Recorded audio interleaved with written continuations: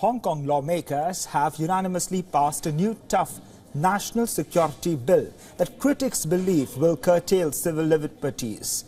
The law will take effect on March 23rd.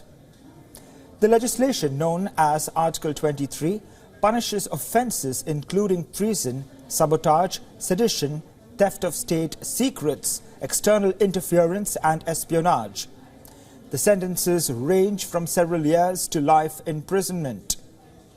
The bill presented in Hong Kong's Legislative Council, stacked with pro-Beijing loyalists, first on March 8th, it has been approved within 2 weeks.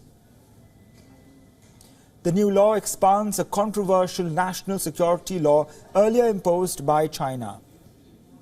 That law criminalizes secession, subversion, terrorism and collusion with foreign forces in Hong Kong.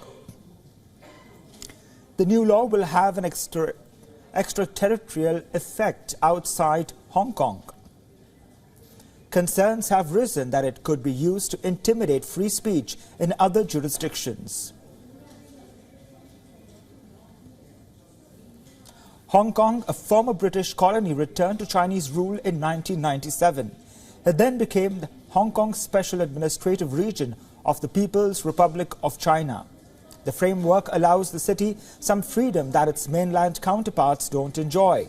This includes self-governing power, limited election rights, its own currency and a largely independent legal system. But Beijing has tried to control its influence over the region. Critics, including the US government, say the national security law will further narrow freedoms and could be used to eliminate dissent through the fear of arrest and detention. We're alarmed by the sweeping and what we interpret as vaguely defined provisions laid out in their Article 23 legislation. They use phrases such as external interference, which is incredibly vague. So we're analyzing this legislation, and we are taking a look at what the potential risk could be to not just U.S. citizens, but other American interests that we might have. For more on this, we spoke to Jean-Pierre Cabestan, Emeritus Professor at the French National Center for Scientific Research from Hong Kong. This is what he had to say. Listen in.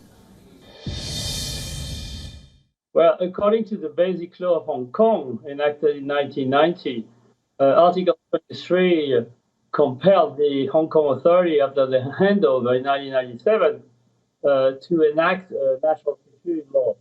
As you know, in 2003, there was an attempt to do that, which failed because half a million people were in the street against that idea. And we had to wait until the protest movement in 2019 for Beijing to find an excuse to enact, first of all, the national security law you mentioned, which was enacted by the central government in Beijing in 2020. But still, Hong Kong Authority had to enact their own law on national security, which they just done. So now, according to Article 23, so this new law is not going to change very much the situation which has presided since the 2020. It may fill up a few loopholes in terms of national security, but I think the rule of the game are pretty well known since 2020. It's now a set of very, very restrained public liberties, democracy, and political participation we had in Hong Kong because of this new national security environment. For all the latest news, download the WION app and subscribe to our YouTube channel.